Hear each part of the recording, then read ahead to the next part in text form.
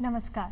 DD Rajasthan के कार्यक्रम कानून की बात में आप सभी का हार्दिक स्वागत, अभिनंदन है। दर्शकों, ईश्वर ने इस सृष्टि की रचना बहुत ही खूबसूरती से की है। एक ओर हमें अथाह गहराइयों वाले समुद्र दिखाई देते हैं तो दूसरी तरफ आकाश को छूती पर्वत श्रृंखलाएं। हम देखते हैं कि एक ही सूरज पूरे विश्व को रोशन कर देता है तो वहीं पहाड़ों से निकलता झरना हमें मंत्रमुग्ध कर देता है। लेकिन फिर भी अगर इस सृष्टि में ईश्वर ने सबसे श्रेष्ठ किसी को बनाया है तो वो है मनुष्य, और उसमें भी स्त्री की तो कहना ही क्या। स्त्री की तो बात ही अलग है, क्योंकि प्रेम, ममता, वात्सल्य जैसे गुणों से नवाज कर ईश्वर ने उन्हें सृष्टि में भेजा है। लेकिन यही महिला आज कई तरीके के अत्याचारों, उत्पीड़नों का शिकार हो रही है। इसीलिए आज हमारी चर्चा का विषय है महिला उत्पीड़न, और इसी विषय पर चर्चा करने के लिए आज हमारे साथ स्टूडियो में मौजूद हैं हमारी बहुत ही खास मेहमान नीतू साहनी जी। आप विधि विशेषज्ञ हैं। मैम, हमारे कार्यक्रम में आपका बहुत बहुत स्वागत है। नमस्कार। नीतू जी, जैसा कि आज हम महिला उत्पीड़न के विषय पर चर्चा करने वाले हैं, तो चर्चा से पहले सबसे पहले तो हमारे लिए ये जानना ज़रूरी है कि आखिर महिला उत्पीड़न कहते किसे हैं। कौन कौन सी ऐसी बातें हैं जो महिला उत्पीड़न की श्रेणी में आती हैं? महिला उत्पीड़न मीन्स महिला के प्रति हिंसा। महिला उत्पीड़न से तात्पर्य है जैसे घर या परिवार में माता पिता, भाई बहन, सास ससुर, पति या परिवार के किसी भी सदस्य द्वारा जो महिलाओं के साथ हिंसात्मक या अत्याचार किया जाता है, व्यवहार किया जाता है, जो महिला को मानसिक और शारीरिक रूप से आघात पहुंचाता है, वो महिला उत्पीड़न की श्रेणी में आता है।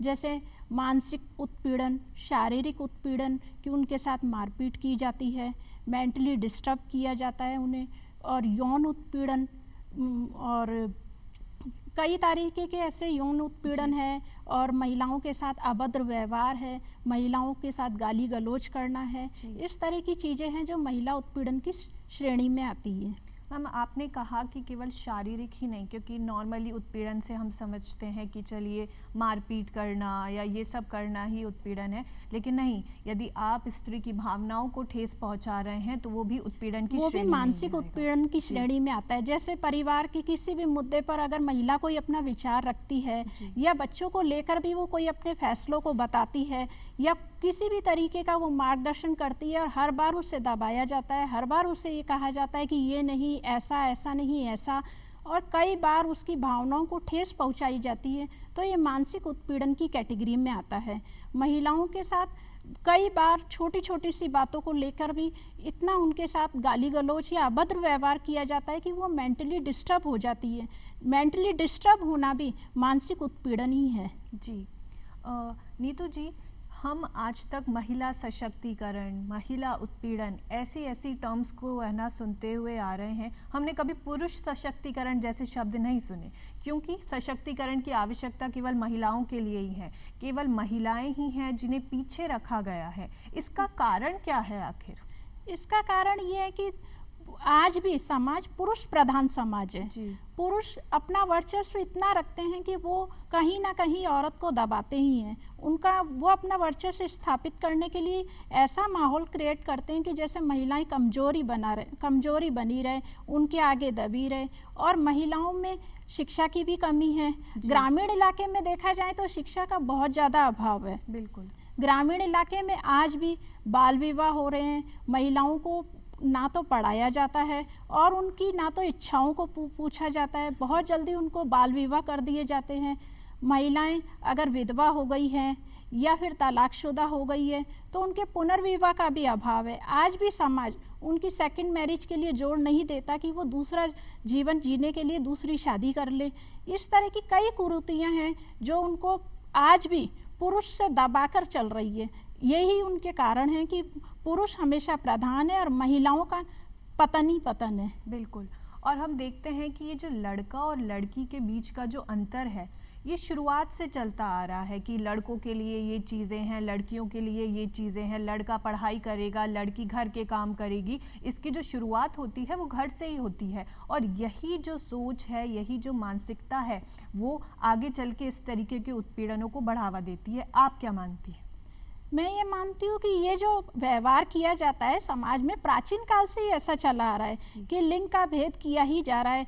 पुरुष पुरुष ही है, महिला महिला ही है, लड़का हो गया लड़की हो गई तो लड़की के मुंह, लड़की होते ही पूरे घर वालों के मुंह तर जाते हैं कि देखिए लड़की हो गई, दूसरी लड़की हो गई, तीसरी लड़की हो गई, हमें तो लड़के की आस थी।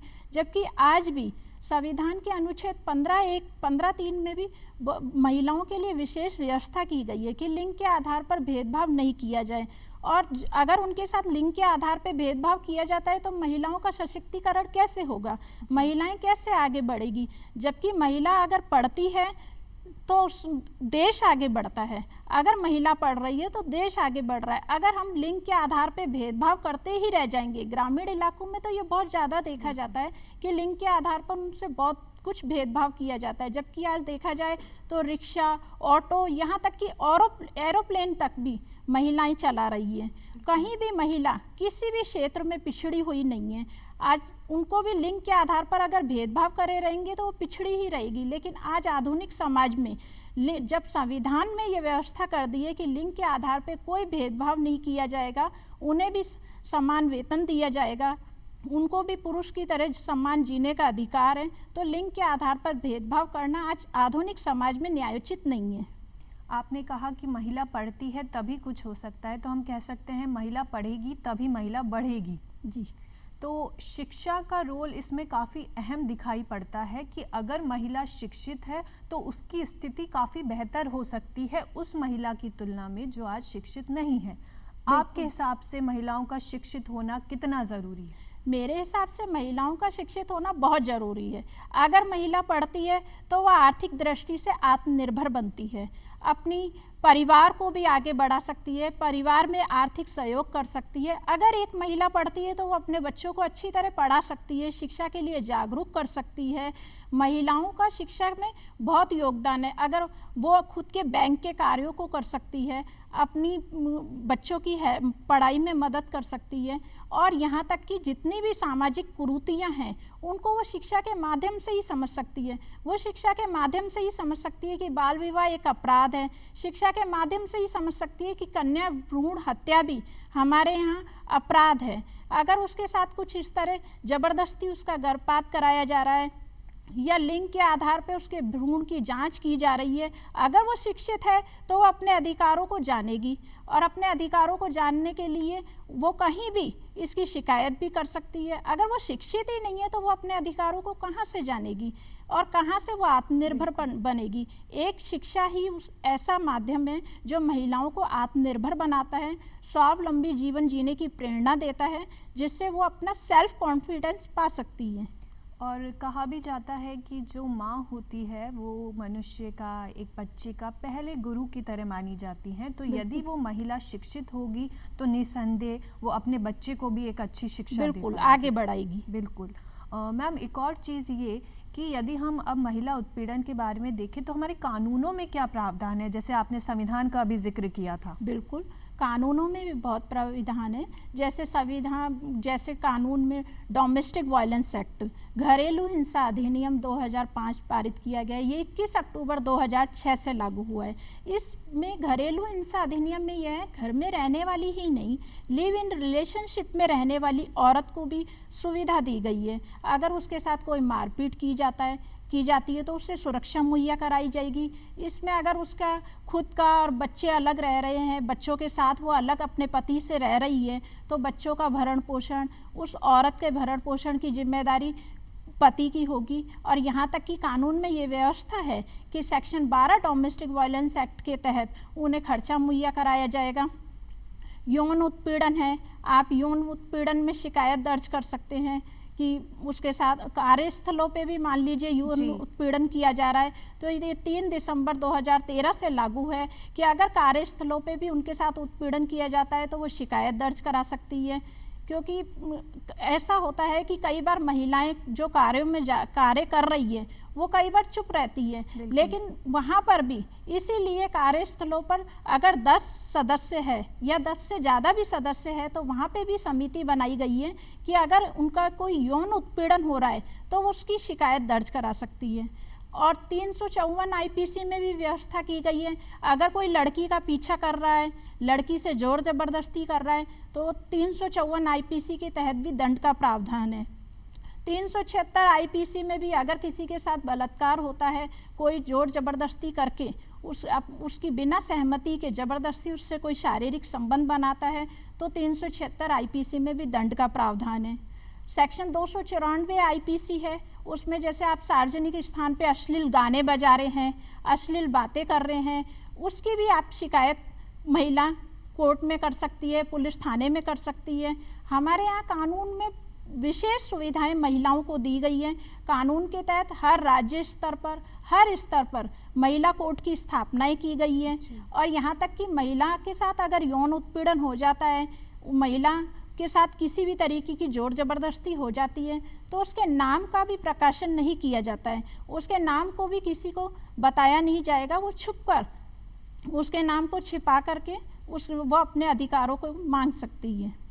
नीतू जी, आपने काफ़ी सारे आईपीसी, संविधान, डोमेस्टिक वायलेंस एक्ट, इनका जिक्र किया और हमने समझा कि यदि हम कह रहे हैं कि महिला शिक्षित हो, हम कह रहे हैं कि महिलाएं काम करें, तो उसके लिए ज़रूरी है कि जहां वो काम करती हैं वहां पे उन्हें सेफ्टी का एनवायरनमेंट मिले, उनको सुरक्षा मिले, और इसके लिए हमारे यहाँ पर एक कानून भी बनाए गए हैं। बिल्कुल। तो इसी के लिए आगे चलेंगे कि महिला उत्पीड़न हो रहा है, अब महिला परेशान है, उसे शिकायत करनी है, उसे अपनी आवाज़ उठानी है, तो ये कार्य वो किस तरीके से और कहाँ कर सकती है? देखिए, पूरे भारत में वुमेन हेल्पलाइन नंबर 1090 और 1091 जारी किए गए हैं। अगर आपको किसी भी तरीके की कोई शिकायत करनी है तो आप वुमेन फॉर हेल्पलाइन नंबर 1090 या 1091 पे फ़ोन करके अपनी कंप्लेंट दर्ज करा सकती है। आप वर्चुअल सुनवाई भी कर सकते हैं। आजकल इंटरनेट का ज़माना है, आप इंटरनेट में, सोशल मीडिया में भी अपनी कंप्लेंट डाल सकते हैं। इसके तहत भी आप अपने साथ होने वाली जो हिंसात्मक प्रवृत्ति है उनके खिलाफ शिकायत दर्ज कर सकती हैं। अगर आप पुलिस थाने नहीं भी जाना चाहती हैं तो आप रजिस्टर्ड डाक के जरिए अपना पता लिखते हुए पोस्ट कर सकती हैं अपने थाने के अधिकारी को, और वहाँ के थाने का अधिकारी जो एसएचओ है वो आपके यहाँ महिला कांस्टेबल को भेजेंगे, आपकी पूरी बात को सुना जाएगा, महिला अधिकारी आपके घर आएगी। तो महिलाओं को विशेष सुविधाएं दी गई है। वुमेन फॉर कमीशन भी बनाया गया है, आप उसमें भी अपनी शिकायत दर्ज कर सकते हैं। नीतू जी, हम फास्ट ट्रैक कोर्ट्स की बात करते हैं कि एक तो नॉर्मल हमारी अदालतों में मुकदमे चलते हैं, और एक इसी के लिए स्पेशली कि त्वरित गति से सारी कार्यवाहियां चलें, उसके लिए फास्ट ट्रैक कोर्ट्स का गठन किया गया है। ये किस तरीके से महिलाओं को शीघ्र और सुलभ न्याय प्रदान करती हैं और उनके खिलाफ जो ये अत्याचार, जो उत्पीड़न हो रहे हैं, उन्हें कम करने में सहायक है?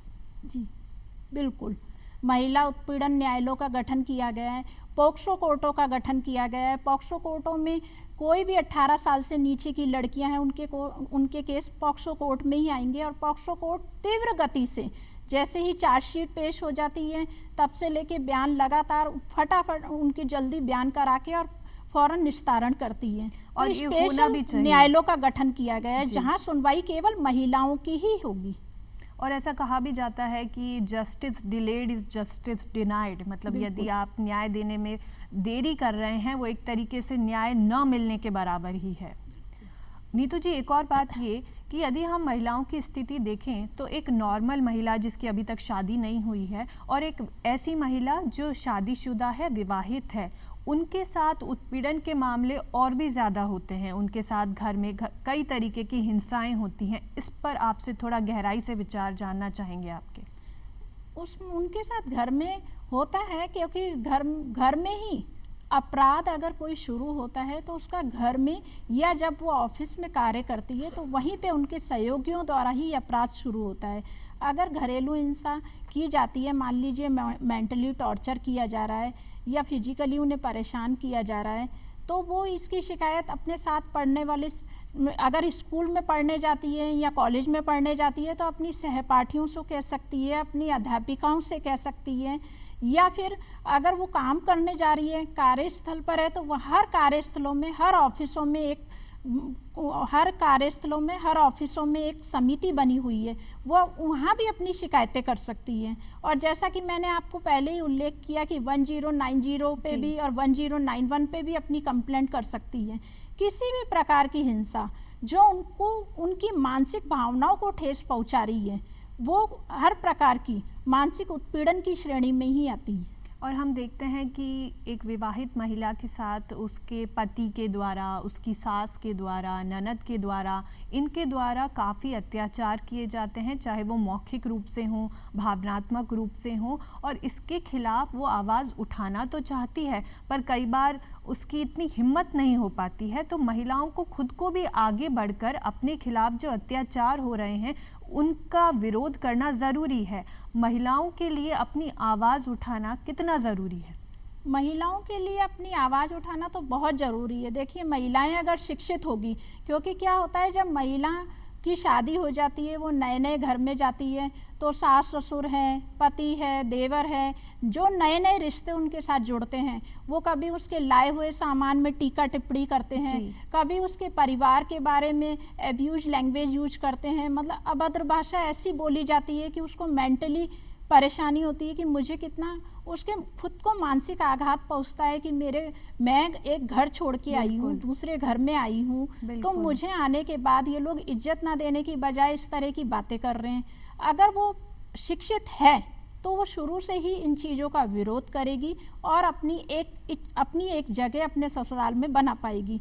अगर वो शिक्षित ही नहीं है तो वो वहाँ पर भी अपनी एक जगह नहीं बना पाएगी और अत्याचार बढ़ते जाएंगे। और अगर वो शिक्षित है तो वो 498 आईपीसी के तहत उनके खिलाफ दहेज का मुकदमा भी दर्ज कर सकती है। डोमेस्टिक वायलेंस एक्ट में भी मुकदमा दर्ज किया जा सकता है ससुराल वालों के खिलाफ कि मुझे मेंटली और फिजिकली टॉर्चर किया जा रहा है। और अगर वो शिक्षित ही नहीं है तो वो इन कानूनों को ही नहीं जानेगी और उसका शोषण होता ही चला जाएगा। बिल्कुल। और जब कई बार महिला अपने घर में, अपने मायके में जाती है तो घर वाले कहते हैं कि तुम तो अब पराई हो चुकी हो, और जब ससुराल में जाती है तो कहते हैं कि तुम तो दूसरे घर से आई हो। तो उसकी स्थिति बहुत अजीब हो जाती है, वो समझ ही नहीं पाती है कि अब मुझे कहाँ जाना है और क्या करना है। मैम, इसके लिए यदि हम सरकारी प्रयासों के बारे में बात करें कि महिलाओं के खिलाफ जो ये अत्याचार हो रहे हैं, तो सरकार क्या ऐसे प्रयास करती है या क्या ऐसे कार्यक्रम चलाती है जिसकी वजह से महिलाओं की स्थिति में सुधार आ सके? सरकार महिलाओं को आत्मनिर्भर बनाने के लिए बहुत प्रयास कर रही है। सरकार ने बेटी बचाओ बेटी पढ़ाओ आंदोलन चला रखा है, सुकन्या समृद्धि योजना चला रखी है, प्रधानमंत्री उज्ज्वला योजना 1 मई 2016 से प्रारंभ है। उसके तहत जैसे आर्थिक गरीब कमजोर महिलाएं जो हैं उनको रसोई गैस के सिलेंडर मुफ्त दिए जा रहे हैं, जैसे वो अपने आत्मनिर्भर बने, वो अपने चूल्हे को छोड़कर रसोई गैस तक पहुँचे, सिलेंडर की उपयोगिता को समझे। और सुकन्या समृद्धि योजना डाकघर में, पोस्ट ऑफिस में चलाई जा रही है जो 2015 से चालू है। सिलाई कढ़ाई मशीन योजना चलाई जा रही है, ये ग्रामीण इलाकों में विशेष चलाई जा रही है क्योंकि ग्रामीण इलाकों की औरतें जो हैं वो पिछड़ी हुई हैं, आज भी वहाँ शिक्षा का अभाव है। इसीलिए सरकार ने वहाँ सिलाई मशीन योजना चला रखी है कि वो खुद सिलाई करना जाने, कढ़ाई बुनाई करना जाने, जिससे वो अपने पैरों पे खड़ी हो सके, आत्मनिर्भर बन सके और उनका आत्मविश्वास वो खुद पा सके। जी नीतू जी, आपने आत्मनिर्भर भारत की बात करी, कहा कि आत्मनिर्भरता बहुत ज़रूरी है, और अगर हम ये कहते हैं कि हमारा देश आत्मनिर्भर बने तो उसके लिए ज़रूरी है कि ये जो आधी आबादी है इसको आगे बढ़ाया जाए। अब ऐसे में महिला यदि कोई नौकरी नहीं करती है या आर्थिक रूप से अपने पैरों पे नहीं खड़ी है तो उसके लिए जीवन और ज़्यादा मुश्किल हो जाता है। बिल्कुल, क्योंकि यदि महिला आर्थिक रूप से आत्मनिर्भर होगी तो उसे अपनी खुद की ज़रूरतों के लिए पैसे मांगने की ज़रूरत नहीं है। बिल्कुल। तो ये आर्थिक रूप से आत्मनिर्भर होना उसके शोषण को, उसके उत्पीड़न को किस हद तक कम कर देता है? अगर महिला पढ़ती है जी तो कहीं भी नौकरी कर सकती है, अपने खुद के खर्चों को करने के लिए वो स्वतंत्र होती है, अपने खुद के खर्च वो स्वयं कर सकती है और अपने पति की भी आर्थिक सहायता कर सकती है। आज वो कमाने जाती है, किसी भी तरीके की वो अर्निंग करती है, तो कभी भी उसके पति को ज़रूरत है तो वो अपने पास से पैसे निकाल के दे सकती है। वो कोई भी, चाहे सिलाई कढ़ाई मशीन इनसे भी अपने कमा सकती है और अपने पति की, अपने बच्चों की ज़रूरतों को, खुद के स्वयं की ज़रूरतों को पूरा करके आत्मनिर्भर बन सकती है।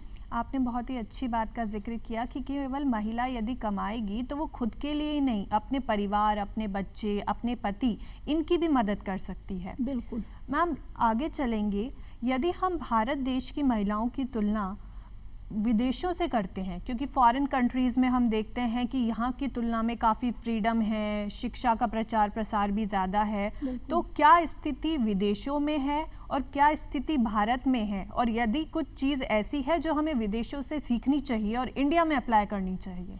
विदेशों में देखिए, हमारे देश में सामाजिक कुरीतियाँ बहुत ज़्यादा हैं। जी। बाल विवाह बहुत है, महिलाओं की शिक्षा पे जोर नहीं दिया जाता है। महिलाएं अगर 11-12 तक भी पढ़ रही है तो उन्हें ये कहा जाता है कि अरे इन्हें मेडिकल की पढ़ाई कहाँ से कराए, अगर मेडिकल की पढ़ाई में हम 25 लाख खर्च कर देंगे, अभी इसकी शादी कर देंगे तो हमें फिर वहाँ भी पैसा खर्च करना पड़ेगा, कमा के ये ससुराल वालों को देंगी। तो इस तरह की जो मानसिकता है वो स्त्रियों को रोके हुई है, महिलाओं को रोके हुई है। लेकिन विदेशों में ऐसा नहीं होता। विदेशों में महिलाएं पढ़ती है, आत्मनिर्भर बनती है, अपने फैसले खुद लेती है, वो स्वतंत्र है, अपने सारे फैसले लेने के लिए वो बिल्कुल स्वतंत्र है, उन पर किसी भी तरीके का कोई बोझ नहीं है। वहाँ पे बाल विवाह नहीं है। हमारे भारत में बाल विवाह आज भी ग्रामीण इलाकों में बाल विवाह होते हैं। सामाजिक कुरीतियाँ इतनी ज़्यादा है, अगर मान लीजिए छोटी सी उम्र में विधवा हो गई है तो उसकी शादी नहीं करेंगे, उसको बाहर नहीं निकलने देंगे, उसको दोबारा पढ़ने नहीं देंगे कि नहीं ये विधवा है, ये घर के अंदर ही रहे। इस तरह की चीज़ें विदेशी महिलाओं को नहीं मिलती है। विदेश में महिलाओं को स्वच्छंद जीवन दिया जाता है कि वो आराम से अपना जीवन खुद फैसला ले सके कि उन्हें अपना जीवन किस तरह जीना है। वहाँ की महिलाएं आत्मनिर्भर हैं, लेकिन हमारी महिलाएं पुरुष पे डिपेंड है। बिल्कुल, जबकि हम देखते हैं और सुनते हुए आए हैं कि हमारे देश में कहा जाता है कि यत्र नार्यस्तु पूज्यन्ते रमन्ते तत्र देवता, पर फिर भी यदि आंकड़ों को उठाएं और देखें तो भारत का नाम हम कई बार उन देशों की श्रेणी में पाते हैं जो कि महिलाओं के लिए सबसे ज़्यादा असुरक्षित है। अब कारण जो मुख्य है वो है कि हमारा नैतिक पतन, हमारे संस्कारों का पतन हो रहा है। आपको क्या लगता है क्यों हम अपने संस्कार खो रहे हैं और जो हमारी लक्ष्मी सरस्वती हैं आज वही असुरक्षित है? हमारे यहाँ सबसे बड़ा कारण ही इसका ये है कि ये पुरुष प्रधान समाज है, क्योंकि यहाँ पुरुष अपना वर्चस्व स्थापित करते हैं, वो महिलाओं को कभी आगे बढ़ने नहीं देते हैं। और जैसा कि मैंने आपको पहले भी बताया कि खुद महिलाओं के माता पिता भी ये सोचते हैं कि बस हमें इसको इतने सीमित संख्या में ही पढ़ाना है, इससे आगे नहीं बढ़ाना है, अब इतने साल की हो गई, अब हमें शादी करनी है। वो ये नहीं सोचते कि हमें इनका आगे कैरियर बनाना है। आज भी उनका ये होता है कि जैसे ही लड़की 22-23 साल की हो गई उसके लिए रिश्ता ढूंढना है, अच्छा सा रिश्ता ढूंढना है, उसकी शादी कर देनी है। वो ये नहीं सोचते कि हमें अपनी लड़की को अपने पैरों पर खड़ा करना है, अपने पैरों पर खड़ा करके ही हम उसे दूसरे घर में भेजें, जैसे दूसरे घर में भी जाके उसको मान सम्मान मिले। आज अगर वो उसको पढ़ा लिखा कर भेजेंगे तो उसको मान सम्मान भी मिलेगा और उसके आत्मसम्मान से वो ससुराल में एक अपना खुद का वर्चस्व स्थापित कर पाएगी। तो आज भी हमारे सामाजिक कुरीतियां ही महिलाओं को रोके हुए हैं, उसको आगे बढ़ने नहीं दे रही है। यही हमारे नैतिक पतन के कारण है। बिल्कुल, आपने पुरुष प्रधान समाज की बात की कि यदि कोई महिलाओं को रोके हुए है तो वो पुरुष प्रधान सोच है, तो ज़रूरत है हमें सिर्फ नज़र का नहीं, नज़रिए का ऑपरेशन भी करा लेने की। तो मैम आगे बढ़ेंगे कि हम बहुत से NGOs के बारे में बात करते हैं, मानव अधिकार आयोग, महिला आयोग, ये क्या ऐसी भूमिका निभा रहे हैं महिलाओं को संरक्षण देने में, उन्हें आगे बढ़ाने में? देखिए, महिला आयोग, राष्ट्रीय महिला आयोग दोनों का गठन किया गया है। राष्ट्रीय महिला आयोग का तो पूरे देश में है, राज्य महिला आयोग हर राज्य में गठन किया गया है। अगर किसी ससुराल में किसी भी महिला को कोई भी अपनी सुरक्षा चाहिए या अधिकार चाहिए तो महिला आयोग में भी जाके अपनी शिकायत दर्ज करा सकती है। महिला आयोग में सारी औरतें जो भी वहाँ पे अधिकारी है, अध्यक्ष है, सब उसको जाके उसके घर में सास ससुर पति सबसे काउंसलिंग करती है और उन्हें समझाती है कि इस तरह महिलाओं के साथ मारपीट नहीं करनी चाहिए। यह आपकी घर की बहू है, इसका भी अधिकार है, घर में जितना आप लोगों का अधिकार है इसका भी अधिकार है। ये जो घर में आई है, ये घर में जो इसने बच्चे पैदा किए हैं, ये उनकी माँ है, किसी की पत्नी लगती है, किसी की बहन है, तो उनके सम्मान को कोई ठेस ना पहुँचे। ये महिला आयोग वाले खुद ससुराल में जाकर उन्हें एक स्थापित करते हैं, उन्हें एक न्याय दिलाते हैं। आपने बहुत ही उपयोगी जानकारी दी। अंत में आपसे जानना चाहेंगे कि महिलाएं, हमारे देश की महिलाएं बुलंदियों के शिखर को छुएं, इसके लिए आप क्या संदेश उन्हें देना चाहेंगी? मैं ये कहना चाहूँगी, देखिए, सृष्टि की सबसे सुंदर रचना है नारी। बिल्कुल, जो सृष्टि ने बहुत सुंदर और प्यारी बनाई है। आपकी बात हमें इतनी उपयोगी लगी, इतनी सार्थक लगी, उसके आपने हमें अपना अमूल्य समय दिया, उसके लिए आपका बहुत बहुत धन्यवाद। तो दर्शकों, आज की चर्चा के बाद हमें कह सकते हैं कि महिलाएं सिर्फ घर की चार दीवारी में बैठने के लिए नहीं, घर पर रोटियां बनाने या सिर्फ बच्चों को संभालने के लिए नहीं है, उनमें भी अनंत संभावनाएं हैं। हर वो काम जो पुरुष कर सकता है वो महिला भी कर सकती है। तो हमें ज़रूरत है कि हम हमारे देश की महिलाओं को एक ऐसा माहौल प्रदान करें जहां वो महाभारत की द्रौपदी की तरह सिर्फ मदद की गुहार न लगाएं, बल्कि आज की द्रौपदी मुर्मू की तरह देश चलाएं। अगली बार राष्ट्रहित से जुड़े मुद्दों पर फिर से विचार करने के लिए, चर्चा करने के लिए आपसे फिर मुलाकात होगी। तब तक के लिए इजाज़त दीजिए। नमस्कार।